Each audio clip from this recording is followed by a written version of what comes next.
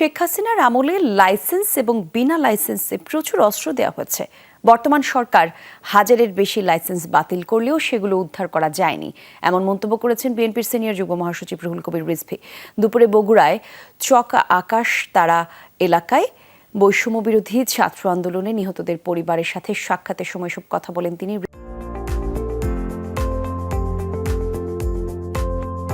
রিজভী বলেন, শেখ হাসিনা বলেছেন তিনি সীমান্তের কাছাকাছি আছেন। এই বক্তব্য শুনে তার লোকেরা গোপালগঞ্জের স্বেচ্ছাসেবক দলের নেতা দিদারকে খুন করেছে। তিনি বলেন, ষড়যন্ত্র থেমে নেই, তারা এখনো চক্রান্ত করে চলেছে। ষড়যন্ত্র রুখে দিতে নেতাকর্মীদের প্রতি আহ্বান জানান রুহুল কবির রিজভী।